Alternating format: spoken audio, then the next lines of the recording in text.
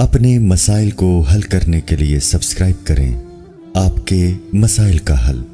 मुफ्ती साहब, फ़ोहश वीडियोस की आदत छोड़ने का कोई सही तरीका बता दीजिए। सबसे पहले निकाह करें, शादी करें, क्योंकि जब इंसान हलाल से बचता है तो हराम की तरफ जाता है। और ज़्यादा शादियां करें, अदल करें उनके दरमियान। अल्लाह ताला ने मर्द में डिज़ायर ज़्यादा रखी हैं। इस ज़माने में तो ज़्यादा ज़रूरत है ख़वातीन को भी, क्योंकि उनको रिश्ते नहीं मिल रहे, और मर्दों को भी, क्योंकि उनकी शहवत को बढ़ाने वाले भड़काने वाले ज़राए बहुत ज़्यादा हैं। ज़िना की तरफ भी बुलाने वाली चीज़ें बहुत ज़्यादा हैं। तो इसलिए सबसे पहला हल जो अल्लाह उसके रसूल ने बताया, निकाह। दूसरी बात ये, बहुत से लोग शादी के बाद भी नहीं छोड़ते, ये ठरक होती है उनमें। तो किसी शेख से बाकायदा इस्लाही ताल्लुक़ कायम करें। तबलीग में 4 महीने के लिए निकल जाएं, किसी अल्लाह वाले की सोहबत में बैठें। ख़ास तौर पर ये जो फ़ोहश चीज़ें देखने की जिनको आदत पड़ी है ना, हज़रत फ़िरोज़ मेमन साहब हैं, हज़रत हकीम अख्तर साहब रहमहुल्लाह ताला के अजल खुलफ़ा में से हैं। उनकी सोहबत में जाके बैठें। KPK में हज़रत पीर मुख्तारुद्दीन शाह साहब हैं, उनकी सोहबत इख्तियार करें, वहाँ जाके रहें, खानक़ाह में टाइम गुजारें उनके साथ। और भी हमारे मशाइख़ अकाबिर बुज़ुर्ग हैं। जामित रशीद में हज़रत मौलाना कासिम साहब हैं, हज़रत मुफ्ती रशीद अहमद साहब रहमहुल्लाह ताला के ख़लीफ़ा, उनके से इस्लाही ताल्लुक़ कायम करें। मेरे शेख मुर्शिद हैं हज़रत मुफ्ती अब्दुल रहीम साहब, लेकिन उनके पास वक्त नहीं है, तो वो जो है, वरना बड़े अल्लाह वाले बुज़ुर्ग हैं, वो उनकी सोहबत इख्तियार करें। लेकिन क्योंकि अब वो ज़्यादा मसरूफ़ हैं, तो शायद वो अपने मुरीदों को, मेरा ख़्याल है, आसानी से वो बैत भी नहीं करेंगे, क्योंकि वो टाइम नहीं दे पाते, तो फिर बैत भी नहीं करते। तो मौलाना कासिम साहब हैं, फ़िरोज़ मेमन साहब हैं, ये सारे हज़रत मुख्तारुद्दीन शाह साहब हैं, इन लोगों की सोहबत में, बुज़ुर्गों की सोहबत में जाके बैठें, टाइम गुजारें, तबलीग में वक्त लगाएं। ये दूसरा काम हो गया। तीसरा काम क्या करना है, जब भी गुनाह हो जाए अपने ऊपर कोई सज़ा मुतय्यन करें, अपने आप को ऐसे छोड़े नहीं। और ये एकदम से नहीं छूटेगा, आहिस्ता आहिस्ता ये गुनाह छूटेगा। तो लोग मायूस हो जाते हैं कि हमने तो तौबा की थी, फिर गुनाह हो गया हमसे। आराम आराम से छूटेगा, मायूस ना हो और पीछे पड़े रहें कि मैंने गुनाह को छोड़ना ज़रूर है। 100 बार अगर तौबा टूटती है तो कोई बात नहीं, 100 बार तौबा करें आप, बार बार तौबा करेंगे। अल्लाह तौबा कबूल करते हुए नहीं थकता, खूब समझ लो। आप तौबा करके थकेंगे, अल्लाह नहीं थकेगा। मसला सारा ये होता है कि इंसान तौबा करता है, फिर शैतान उससे गुनाह करवा देता है, तो वो कहता है अबे यार मेरे बस का नहीं है। ओ भाईजान, आप लड़ते रहो शैतान से, आप पीछे पड़े रहो। गुनाह हो गया, तौबा करो, और अपने ऊपर सज़ा भी मुतय्यन करें, रोज़े के ज़रिए या सदका खैरात के ज़रिए। वो सज़ा बहुत ज़्यादा भी ना हो और बहुत हल्की भी ना हो कि पता ही न चले कि कोई सज़ा दी है। तो सदका कर दिया करें, कि अपने ऊपर लाजिम ना करें, नहीं कसम या उठा के या मन्नत मान के, वो बड़ी और एक मुसीबत में फंस जाएंगे। तो अज़म करें पक्का कि अगर मुझसे ये गुनाह हुआ तो मैं इतनी रकम सदका करूँगा, या मैं इतने रोज़े रखूँगा, या मैं इतनी रकत 24 घंटे से पहले पहले नमाज़ पढ़ूँगा।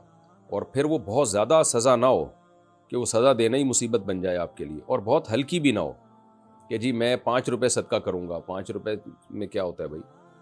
तो वो हर आदमी की आमदन और उसकी सेहत उसके हवाले हिसाब से मुख्तलिफ है।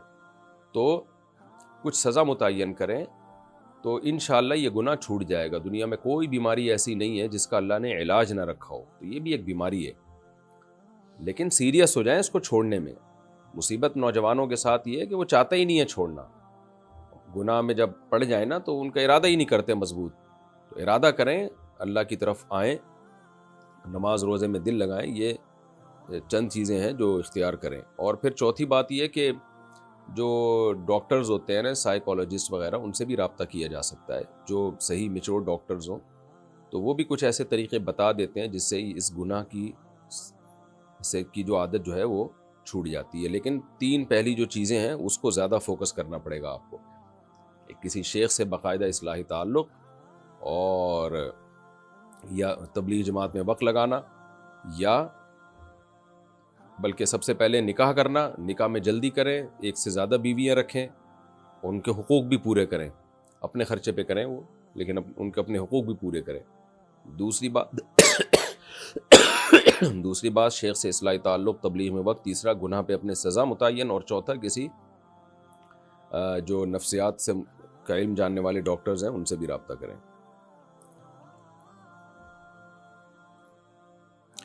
نماز میں ہاتھ ناف کے اوپر باندھنے چاہیے یا نیچے؟ خوب سمجھ لیں، نماز میں دایاں ہاتھ بائیں ہاتھ پہ رکھنا ہے، اس پر تو صحیح حدیث ہے۔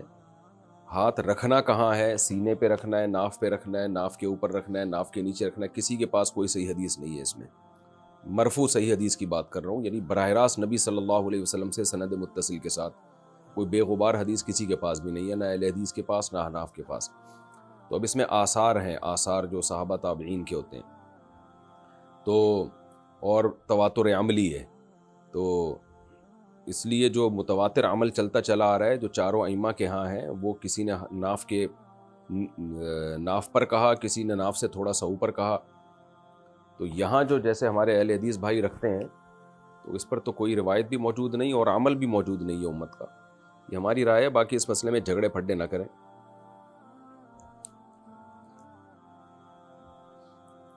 وہ صحیح ابن خزیمہ کی اہل حدیث حضرات روایت پیش کرتے ہیں سینے پہ ہاتھ باندھنے کی، وہ حالانکہ وہ صحیح ہے نہیں، تو سعودی عرب کے علماء بھی اس کو ضعیف کہتے ہیں۔ اس پہ میں موقع ملا تو انشاءاللہ ریفرنس کے ساتھ اور ڈیٹیل کے ساتھ کلپ ریکارڈ کروا دوں گا، اور عرب علماء کا بھی حوالہ ڈال دوں گا، کہ تبھی آپ نے ائمہ حرمین کو بھی دیکھا ہوگا کہ سینے پہ ہاتھ نہیں رکھتے وہ لوگ نماز کے دوران۔ اچھا بھائی، نکاح میں ولیمے کے لیے جو بکرا ذبح ہو، اس پر کسی کا عقیقہ کر سکتے ہیں؟ ہاں بالکل کر سکتے ہیں، عقیقے کی نیت سے بکرا ذبح کر دیں، مزہ آ گیا، ولیمہ بھی ہو گیا، اسی میں عقیقہ بھی ہو گیا۔ اچھا بھائی، میں نے مکمل قرآن شریف پڑھا ہے، جیسے بقرعید کا گوشت ہے نا، اس میں بھی ولیمہ ہو سکتا ہے۔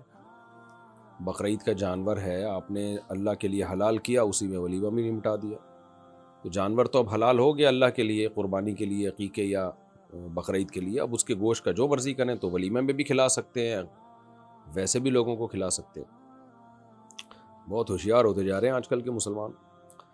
میں نے مکمل قرآن شریف پڑھا ہے اور اب میں اس کا ترجمہ پڑھ رہا ہوں۔ میں نے پہلے 14 سجدے کر لیے ہیں اور اب میں ترجمے کے ساتھ پڑھ رہا ہوں، تو کیا دوبارہ 14 سجدے کرنے پڑیں گے یا نہیں؟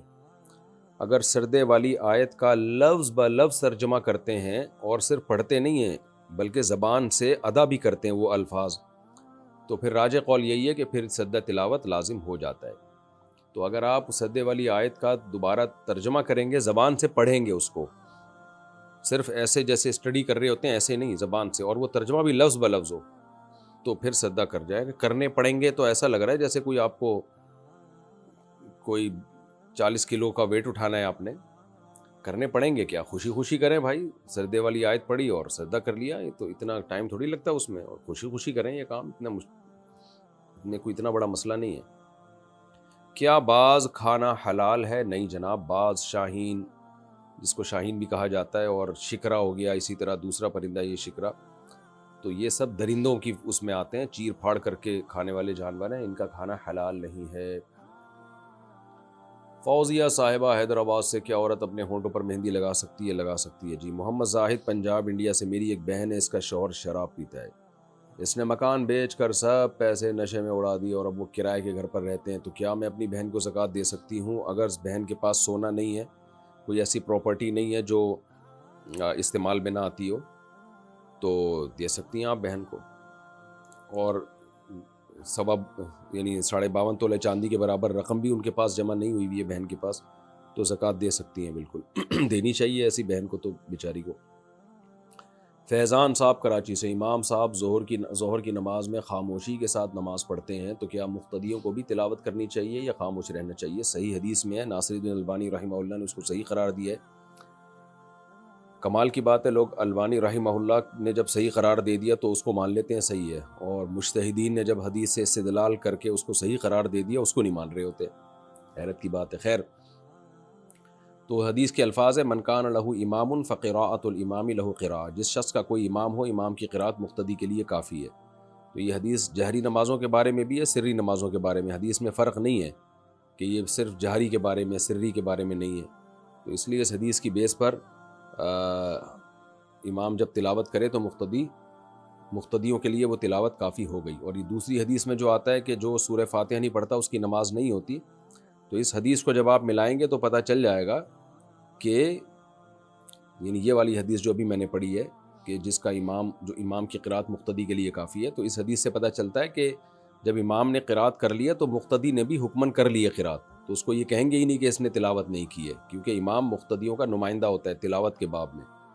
تو اس لیے اس پر یہ حدیث کا اطلاق نہیں کیا جا سکتا کہ جو قرات نہیں کرتا اس کی نماز نہیں ہوتی. بھائی امام نے جب قرات کر لی ہے تو مقتدی نے قرات کر لی ہے. اور اگر آپ پھر بھی اس تفصیل کو نہیں مانتے تو پھر صحیح مسلم کی حدیث کے پورے الفاظ ہیں من لم یقرأ بفاتحۃ الکتاب فصاعدا او کما قال، اس طرح کے الفاظ ہیں کہ جو سورہ فاتحہ نہیں پڑھتا اور آگے سورت نہیں ملاتا اس کی نماز نہیں ہوتی. تو پھر آپ پیچھے سورت بھی ملائیں. جب آپ سورت نہیں ملاتے اس میں آپ یہ کہتے ہیں کہ بھئی امام نے جب سورت ملا لی تو مقتدی نے بھی ملا لی، تو اس سے صاف پتہ چلتا ہے کہ امام نے جب فاتحہ پڑھ لی تو مقتدی نے بھی پڑھ لی. محمد دلشاد یوپی انڈیا سے، میرے والد کا انتقال ہو گیا اور دادا دادی کا پہلے ہی انتقال ہو گیا تھا. ہم 6 بھائی اور 4 بہنیں ہیں اور والدین اور والد کی وراثت 5 کروڑ ہے. تو سب کا وراثت میں کیا حصہ ہوگا، کس کو کتنا ملے گا؟ والد کا انتقال ہوا، دادا دادی کا پہلے ہو گیا تھا، تو ظاہر ہے اب والد کے والدین کا حصہ تو گیا. اب رہ گئے 6 بھائی 4 بہنیں والدہ. تو دیکھیں آپ کی وراثت 5 کروڑ ہے نا، اس 5 کروڑ کو آپ نے ڈیوائیڈ کرنا ہے 8 سے. تو جو جواب آئے گا وہ حصہ ہوگا آپ کی والدہ کا، یعنی آپ کے والد صاحب کی بیوہ کا. 5 کروڑ کو آپ نے 8 سے ڈیوائیڈ کیا، یعنی 12.5%، 12.5% نکلتا ہے، تو وہ ہو جائے گا آپ کی والدہ کا. تو والدہ کا حصہ نکالنے کے بعد جو بھی بچ جائے 5 کروڑ میں سے، جب آپ 8واں حصہ نکال کے جو بچے گا، تو آپ ہیں 6 بھائی اور 4 بہنیں، 6 دونی 12، 13، 14، 15، 16. جو بچے اس کو 16 پہ ڈیوائیڈ کر دیں. جو جواب آئے وہ ایک بہن کا حصہ ہوگا، اس کا ڈبل بھائی کا حصہ ہوگا. پھر بھی آرام نہ آئے تو قریبی معالج سے رجوع کریں. مطلب یہ کہ پھر بھی اگر جواب سمجھ میں نہ آئے تو کسی قریبی مفتی سے رجوع کریں جو آپ کے علاقے کے قریب رہتے ہیں. میرا خیال سمجھ میں آ گیا ہوگا. یوپی انڈیا میں بہت سارے مدارس ہیں. محمد فردین حیدرآباد سے، انڈیا سے، حیدرآباد انڈیا، کیا اسلام میں MLM کمپنی یعنی نیٹ ورک مارکیٹنگ بزنس جائز ہے یا نہیں؟ جائز نہیں ہے. اس کے کئی دفعہ میں جواب دے چکا ہوں اور اس کے ناجائز ہونے کی وجہ بھی کئی دفعہ بیان میں کلپ میں بتا چکا ہوں. جائز نہیں ہے یہ. اچھا میرے بھائی تمنا انصاری انڈیا سے، جب عورت نماز پڑھ رہی ہو اور وہاں پر غیر محرم موجود ہوں تو کیا چہرے اور ہتھیلیوں کا پردہ لازم ہے؟ جی بالکل لازم ہے. جوان عورت کے لیے تو پردہ چہرے پہ ڈال کے نماز پڑھیں. وہ مرسلین غازی آباد، میرا ڈاؤن لوڈنگ کا کام ہے. میری ایک چھوٹی سی دکان ہے جس میں میں مووی ڈاؤن لوڈ کر کے پیسے کماتا ہوں. کیا یہ میرے لیے جائز ہے؟ کہاں سے جائز ہو گیا؟ اگر ایسی مووی ہے جو ڈاکومنٹری ہے کوئی، یا یہ کہ کوئی معلوماتی کوئی سائنسی کوئی پروگرام پر مشتمل مووی ہے، وہ تو ٹھیک ہے، یعنی اس سے پیسے کمانا جائز ہے. باقی جو مووی ہوتی ہیں فلموں ڈراموں کی، یہ حرام ہے اس سے پیسے کمانا. کیا بڑا جنازہ جنتی ہونے کی نشانی ہے؟ حدیث میں بشارت دی گئی ہے جس کے جنازے میں زیادہ لوگ شریک ہو، لیکن یہ جو بشارت ہے یہ اس کی حیثیت وہی ہے جو جیسے کسی عمل پہ جنت کی بشارت ہوتی ہے. تو تمام حدیثوں کو جب سامنے رکھا جائے تبھی کبھی بھی ایک حدیث کو سامنے رکھ کے فیصلہ نہیں کیا جاتا، تمام حدیثوں کو سامنے رکھ کے فیصلہ کیا جاتا ہے. جو سب حدیثوں کو سامنے رکھ کے فیصلہ کریں گے تو پتہ چلتا ہے کہ سب سے پہلے عمل ہے. اگر آپ کبیرہ گناہوں سے بچتے تھے تو آپ کے جنازے میں 2 آدمی بھی ہوں آپ کی بخشش ہو جائے گی. اگر آپ کبیرہ گناہوں سے نہیں بچتے تھے تو پوری دنیا بھی آپ کے جنازے میں آ گئی، آپ کی بخشش کا چانس بہت کم ہے، کیونکہ اللہ نے فرمایا کہ جو گناہ کر رہے ہیں ان کو اس کی سزا ملے گی. ہاں اگر آپ کبیرہ گناہوں سے بچتے تھے، صغیرہ گناہ تھے اور جنازے میں بہت زیادہ لوگ شریک ہوئے، تو اللہ کی رحمت سے امید ہے کہ اس جنازے میں کی کثرت کی بیس پر، کیونکہ بہت زیادہ لوگ آپ کے لیے دعا مانگ رہے ہیں تو اس کی بہرحال فضیلت ہے، تو بخشش کا امکان بڑھ جاتا ہے ایسی صورت میں. لیکن سب سے پہلے بہرحال عمل ہے.